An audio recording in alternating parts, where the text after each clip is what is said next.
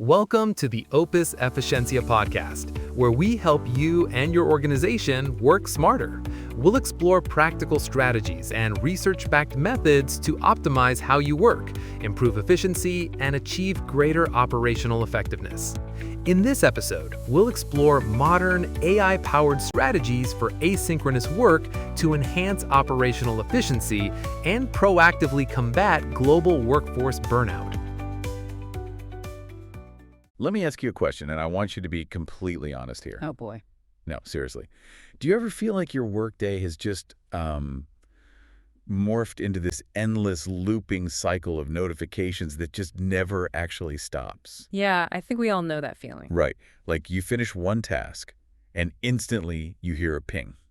You finally close your laptop for the evening, and before you even stand up from your desk. Your phone vibrates. Exactly. Your phone buzzes in your pocket. It's this persistent creeping feeling that the work never truly powers down. It is a sensation so many of us are living with right now. And, it's not an accident. No. That feeling is entirely by design. Or, more accurately, it's the result of a massive lack of design in how we've hastily structured our modern work environments over the last few years. We just sort of threw it all together. We did. We built tools for constant connection without building any rules for disconnection. And that is exactly what we're digging into for today's deep dive. We have a stack of incredibly eye-opening source material today about the modern workplace and what the research is calling the always-on trap. It's a great term for it. It really is. Think about the reality of your work right now, right? We live in a world where you might be collaborating on a single deliverable with a team spread across, say, Bengaluru, London, and San Francisco. The 1 4-hour workday. Yes. The sun literally never sets on your projects. Yeah. But the dark side of that global reach is that the sun also never sets on your notifications. Because someone is always awake. Someone is always working, and therefore someone is always messaging you. Right. And for this deep dive, our mission is to explore how we can leverage something called agentic AI to essentially cure this modern burnout crisis. Is that the holy grail? Hopefully. But what is crucial to understand up front is that our goal today isn't to figure out how to work faster. If we're honest, we've already tried that. We've tried the productivity hacks, the Pomodoro timers, the time blocking techniques. It doesn't put a dent in it. It doesn't work when the sheer volume of communication is the problem. So the goal of this material is to figure out how to work apart efficiently. We need to learn how to disconnect entirely without dropping the ball on our projects. Working apart efficiently.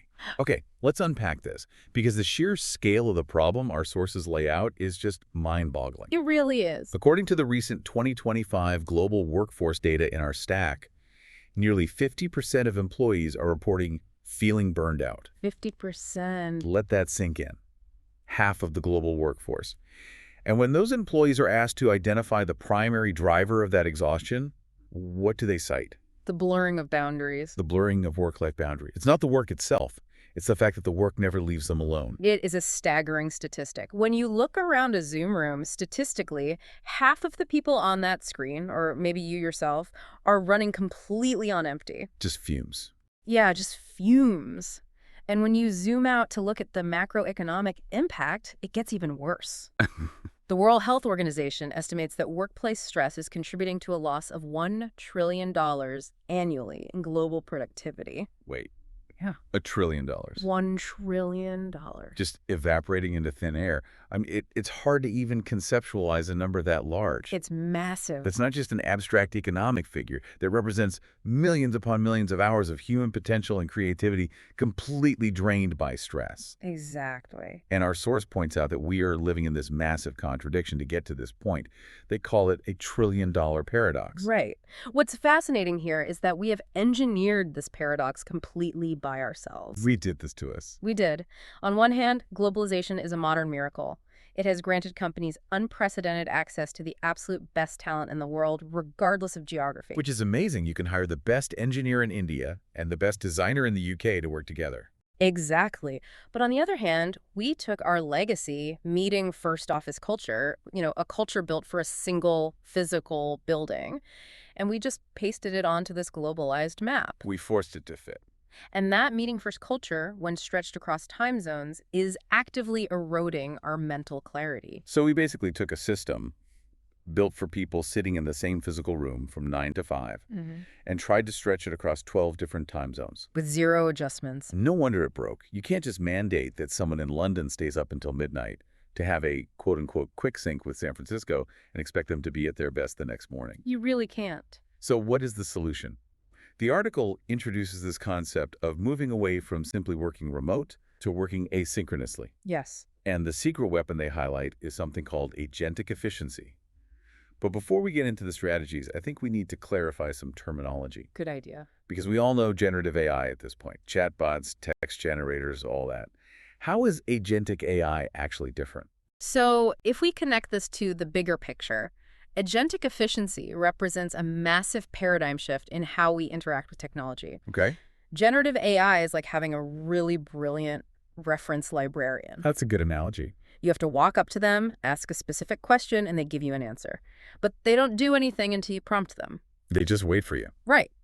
Agentic AI, on the other hand, is a connected artificial intelligence. It's an autonomous agent. Oh, autonomous. Yes.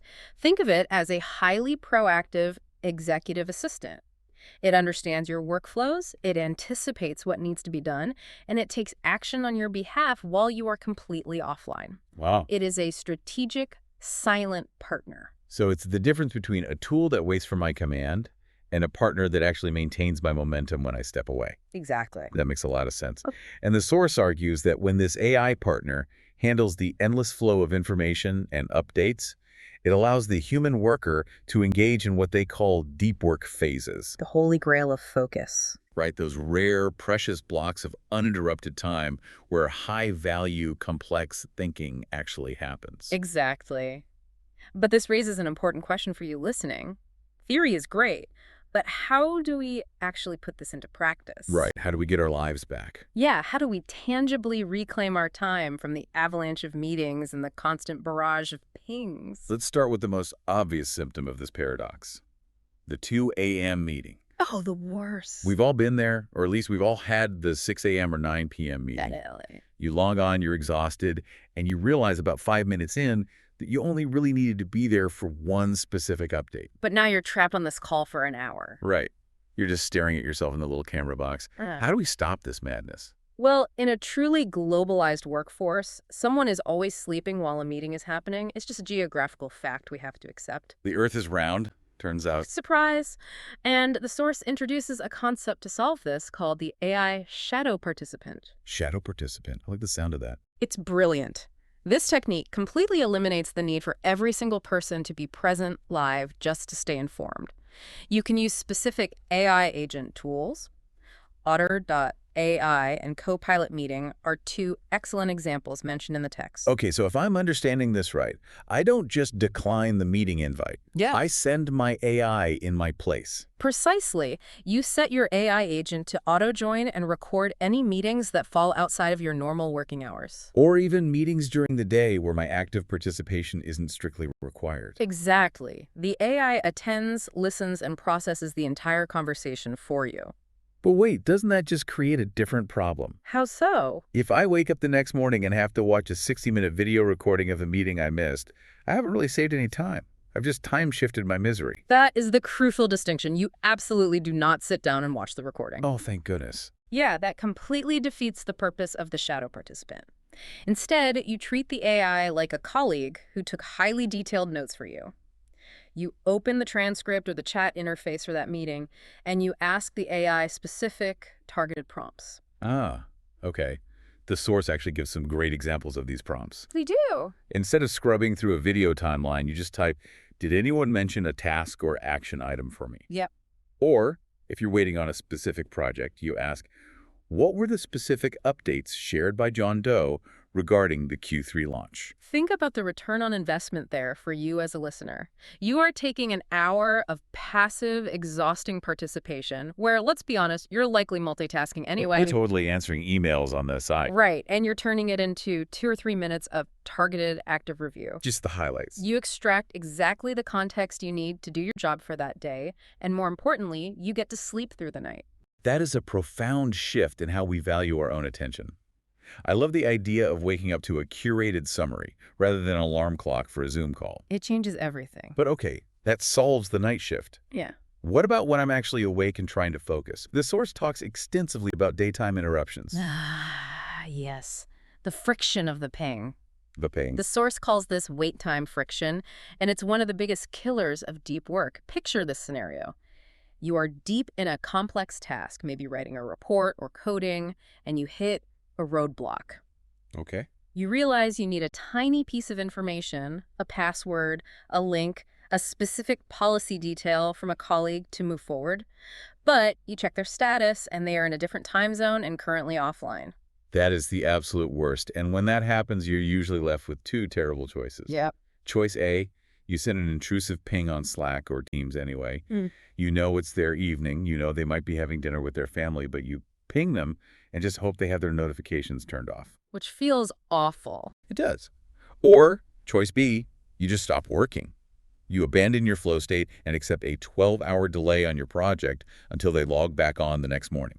Both of those outcomes are terrible. One punishes your colleague's personal time, and the other punishes your productivity. It's a lose-lose. But the action plan the source outlines here is to utilize what they call the anti-ping bot. Anti-ping bot. Yeah. This involves training a custom GPT or leveraging an internal knowledge-based tool like Notion AI. You point this AI at all of your company's standard operating procedures, the project wikis, the HR documents, and even the history of your past public Slack threads. So it essentially reads everything the company knows. Everything. But how does that change my behavior when I hit that roadblock? The cultural shift here is training your team to adopt a new mantra. Ask the AI first. When you hit that roadblock and need that link or that policy detail, you don't ping your colleague, you ping the bot. Okay, I see. It's like having an omniscient 24/7 librarian for your specific company. Precisely. You just asked the Notion AI, where is the style guide for the new marketing campaign? And it instantly pulls it from a thread your colleague posted 3 weeks ago. Exactly. And what's fascinating here is how this autonomous context retrieval changes the entire dynamic of teamwork. How so? The work continues instantly. There is zero wait time friction for you, and the critical part is that it happens without a single human interruption. Wow. You get your answer, your momentum isn't broken, and your colleague gets to enjoy their evening completely undisturbed. So we've solved the issue of answering quick questions and attending meetings.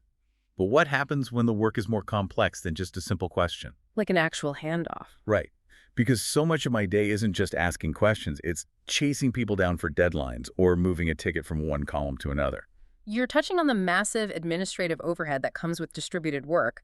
The source refers to this as solving the telephone game. The telephone game. Yeah.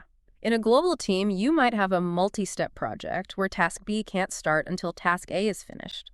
In the old model, we spent hours manually managing this. Oh, the emails. Emailing someone to say, I'm done, then manually copying and pasting data from that email into a project management tool like Jira, then tagging the next person. It's the busy work that makes us feel like we are working incredibly hard, but we aren't actually producing anything of value. Exactly. We're just human routers, moving data from one inbox to another. So how does agentic AI solve this? The action plan from the source is to deploy what they call agentic workflow orchestration. That sounds intense. It's incredibly powerful. They suggest utilizing frameworks like Microsoft Copilot Studio. Instead of humans acting as the routers, the AI agent becomes the orchestrator of the process. The source provides a fantastic concrete example regarding a shared digital folder. Oh, right, the designer example. So let's visualize this. Let's do it. A designer in San Francisco finishes a draft of a new ad campaign and uploads it to a shared cloud folder at 5 p.m. Pacific time before logging off for the day. Okay. Traditionally, they would then have to draft an email, tag the project manager, update Jira, and then the PM would have to assign it to the reviewer in London, who is currently fast asleep. Right. And if anyone forgets a step in that manual chain, The whole project stalls for 24 hours. exactly. But with agentic workflow orchestration, the AI agent is monitoring that shared folder. It automatically detects that the new draft has been uploaded. It just knows. It doesn't need to be told. Then, it independently runs a preliminary quality check on the document against your company's brand guidelines. That's incredible. It's actually doing a layer of QA before it even bothers the next human. Exactly. And if the draft passes the check, The AI automatically updates the Jira ticket, identifies the appropriate next reviewer in London, and schedules a notification to be delivered to them perfectly timed for when they typically start their workday in their specific time zone. Okay, here's where it gets really interesting. Because everything we've talked about so far, the shadow participants, the anti-ping bots, the workflow orchestration, has been entirely focused on task efficiency and saving time. Right. But the source material takes a very deliberate pivot here. It moves from talking about tasks to talking about human wellness. And this is perhaps the most vital piece of the entire puzzle. When teams are distributed remotely, managers face a unique, modern challenge that the source calls invisible burnout. Invisible burnout. Think about a traditional physical office. A manager can physically see when a team member is struggling. You see them rubbing their eyes at their desk. You see them staying late every night. You see them skipping lunch, or you just read their slumped body language in a meeting. You have all these visual cues that someone is overwhelmed. But when everyone is just a square on a screen or a green dot on Slack, you lose all of that. Precisely. In a remote setup, by the time a manager finally realizes an employee is drowning in work, it's almost always too late. They're already gone. The employee is already entirely burned out and handing in their resignation. It's a massive blind spot for leadership. It's terrifying, honestly, to think you could be managing a team and have no idea they're miserable until they quit. It happens every day. So the source suggests leveraging AI tools designed specifically to act as a wellness signal. They mentioned platforms like Microsoft Viva Insights or Workday People Analytics. Yes. But I have to ask, doesn't this start sounding a bit like corporate surveillance? Are we talking about AI reading our private emails to see if we're stressed? That is a very common and understandable concern, but it's important to clarify how these systems actually function. These AI tools do not read the content of your messages. Okay. They analyze anonymized metadata. Digital exhaust. I like that term. You mean the digital footprints we leave behind as we work, right? Exactly. Like the timestamps on when we send emails rather than what we were actually typing. Yeah, exactly. The AI is looking at behavioral patterns and metadata. It tracks the volume of after-hours email activity across a department. It notices when an employee has consecutive back-to-back meeting loads day after day without any scheduled breaks. Right. It looks at the sheer quantity of pings someone receives on a weekend. So it's looking for the structural signs of overload. If my digital exhaust shows I've been in meetings for 7 hours a day and only sending emails at 9 p.m., the system flags that pattern. Right. And the why here is incredibly empowering for a healthy workplace. It allows managers to shift from reacting to burnout after the fact to proactively preventing it before it happens. That's a huge shift. The AI aggregates this metadata and flags managers saying, hey, this specific team or this specific role is at a highly elevated risk of exhaustion based on their current collaboration patterns. Then, as a manager, you can step in, check on the team, redistribute workloads, or adjust project timelines long before someone hits a breaking point. It's using AI to actually enhance our human empathy and our duty of care for each other. It is. It's wild that a machine can help us monitor human well-being. But that actually leads right into another deeply human problem when working apart, which the source tackles next: tone and emotional friction. Absolutely. The source points out a major flaw in text-only asynchronous work. When we rely purely on Slack, Teams, or email, we frequently trigger emotional friction. Oh, I know exactly what you mean. The dreaded misread text message. It's universal. You send your boss a long, detailed update on a project, and they just reply with K or sounds good. And panic sets in. And suddenly you're spiraling, thinking, are they mad at me? Did I do something wrong? Yes. When we read a message without hearing the person's tone of voice or seeing their facial expressions, human psychology dictates that we tend to project our own current stress or anxiety onto their words. That makes so much sense. A quick, straightforward update written by someone who is just in a rush can easily be misread by the recipient as being curt, cold, or even passive-aggressive. And the irony is, when we misinterpret that tone, it causes so much anxiety that it almost always leads to, you guessed it, another clarification meeting just to smooth things over. Exactly. We jump on a 30-minute Zoom call just so I can hear your voice and confirm you aren't secretly angry with me. It completely defeats the entire purpose of working asynchronously. So, the action plan the source provides to combat this emotional friction is incredibly simple but effective. Before sending high-stakes updates, you use an async tone checker. Okay, what's that? Tools like Grammarly Business or Gemini are excellent for this. The text gives a very specific, actionable prompt to use. You draft your message, and before you hit send, you run it through the optimizer and tell the AI, ensure this sounds supportive and clear. Ensure this sounds supportive and clear. That takes maybe 2 seconds, but it acts as an emotional safety net for your communication. It really does. You still get your core, efficient point across, but the AI helps soften the edges to remove the risk of accidental offense. And there is one final brilliant strategy in this section regarding video communication. Okay, let's hear it. Sometimes we know a text update just isn't going to cut it.